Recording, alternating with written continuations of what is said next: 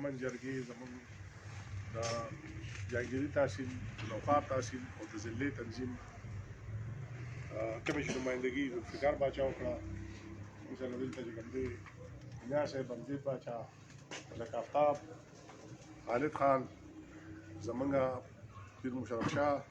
ارشاد خان ملکیار خان سردار حسین خټک صاحب او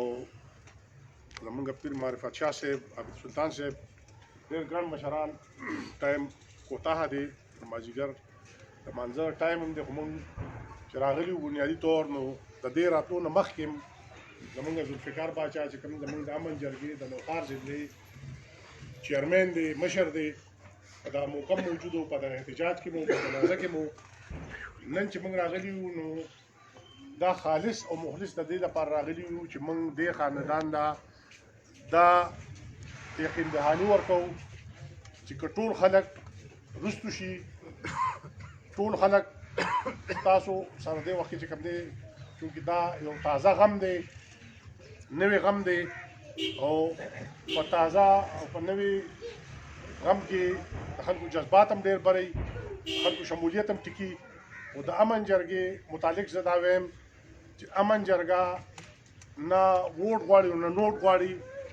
او نه موږ د چا په علمیو سیاست کوو د چا په مشکلاتو د چا په تکالیفو او نه زمونږ د تنظیم دغه لار د مرام دی موږ په دغه شنو یقین نه ساتو نن چې راغلي یو نن درېیم هم ده اسلامي طریق هم ده او موږ خبر شوو چې د دې ځای مشرانو سیاسي ګوندونو او د غیر چاپېره چې څونه د خاندان سره غمزده خاندان سره زموږ موجوده ناس او د دې نه ډېر خلک په زرګونو خلک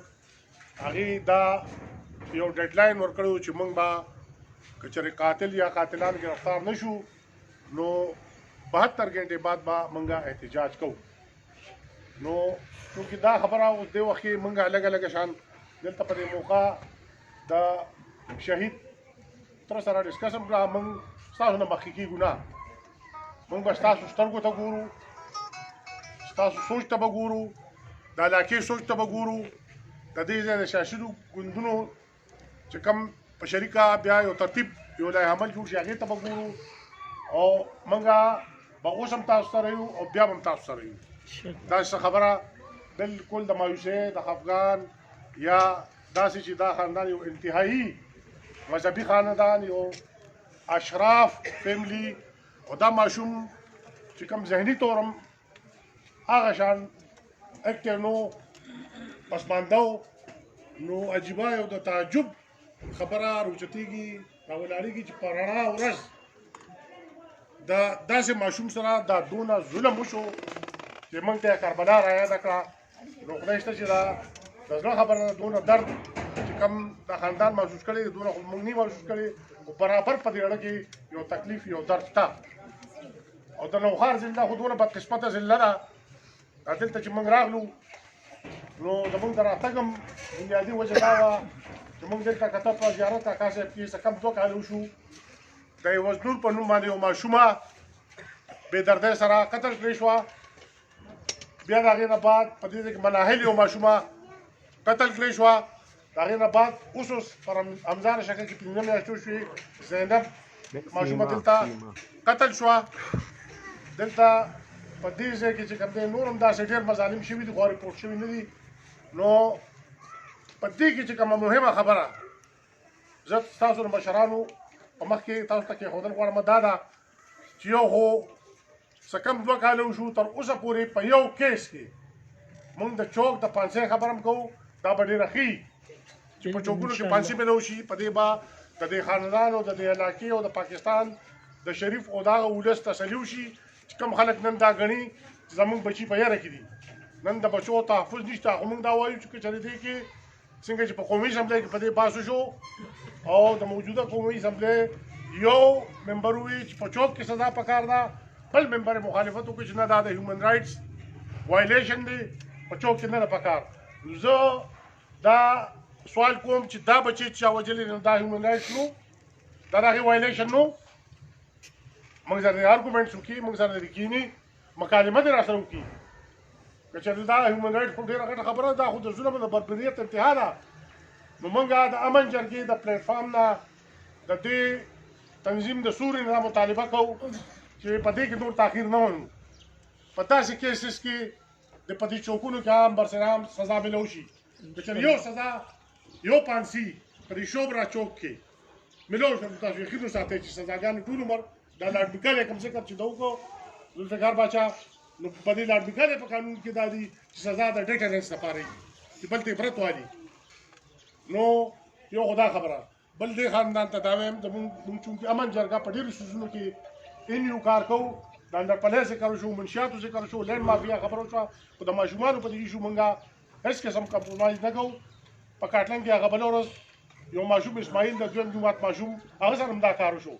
په چکدره کې دا درېیمه میاشت د حریم شاه یو جینۍ وژل شوی هغې قاتل هم نه دی ګرفتار د ماشومانو سره یو انتهایي ظلم روان دی موږ دا مطالبه کوو یو خو چونکې دا لیګل خبره ده کنسټیټیوشنل خبره ده د پیښور های کورټ د چیف جسټس نه زما دا خبره کړه چې میډیا ریپورټ کوي دا غږ زما دا اواز د پیښور زموږ د دې صوبې چې کوم چیف جسټس دی هغه ته رسول غواړم چې د داسې کیسز دپاره د سپیډي ټرایل کورټ جوړ شي او زیات نه زیات یو میاشت ټایم په یو میاشت کې دننه یو نیم کال او 2 کاله نه ځکه چې په دې کې په مظلوم خاندان چې چا سره ظلم شوي دونه پرشر راشي چې بیا روایتي جرګه مار راپاسي دا خاندان هم مایوسه شي چې انصاف نه میلاویږي او بیا د هغې کلمینیشن په څه وشي په روغه باندې وشي چې امن جرګه به دې نه لیګل ایډم ورکوي وکیل زموږ ذمه داري ده موږ په دې کیس کې د دې شهید دپاره د ده خاندان دپاره وکیل به موږ کوو او زه چونکې د نوخار بار اسوسیشن ممبر دیم خو د دې صدر ته به زه د امن جرګې د خپل تنظیم د طرفه یو لیټر وکړم چې ظالم هر څوک دی قاتل هر څوک دی د هغه دپاره به یوازې دا نه بلکې د دې صوبې ټول بار کونسل ته به د لیټر کاپي کوم چې یو وکیل هم د دې لپاره پیش نه شي دویمه دا چیف جسټس کوم خبره چې ما وکړه چې دلته سپیډي ټرایل کورټ جوړ شي او په میاشت کې دی دا کوم پینډینګ کیسونه دي په هغې کې هم سزاګانې وشي او دا اوس موجوده زموږ دا سلیمان ماشوم دا چې کوم شهید شوی دی په دې کې د میاشت کې دننه دا ټرایل وشي بل دا د کیس متعلق سزا هم چې زموږ تجربه شوې ده موږ په دې ماشومانو په دې کیسز ډېر زیات جوړ نظر ساتو موږ د دې نه ډېر زیات خبرې یو په 400 کې یو ماشومه د زینب افغان شي ماشومه چې هغه اسما وه زینب د 2 کالو د 3 میاشتو ماشومه وه هغه پریشر راغی دباو راغی په پولیس باندې په هغې کې چې کوم دی یو لیونی بېګناه ونیو وروسته د هغه ډي ان اې میشت نه شوه هغه کیس لا تباه و برباد شو یو خو دا مطالبه کوم چې په دې کې کم اکچوال کم اصل ملزم دی موږ د هغه ګرفتاري غواړو موږ پریشر دباو نه اچو تاسو 72 غنټې ډیډلاین ورکړی دی زما دا تجویز دی چې خیر دی 72 غنټې دی نور هم وایي هسې نه سبا دا پولیس وایي چې تاسو په موږ پریشر واچو په موږ پریشر راغی او دوی مومن کوي هم داسې چې بیا د خانپورې دپاره د کم خاندان سره زیاتې شوي په هغې کې بېګناه خلک ونیسي او الټا هغه دښمني هغه افغانونه په علاقه کې نور هم سیوا شي نو زه د نوخار ډي پي او نه دا مطالبه کوم چې د نوخار خلک دا پرامن خلک دي دا شریفان دي دا امن پسند دي دی آئین مني دی قانون مني دی طالب 72 غنټې درکړي تر به دلته خبرو کې ورکوي خو ډېره ښه ده که نه ورکوي که دې اوس موږ اوس کال راکوي اوس هم دا موږ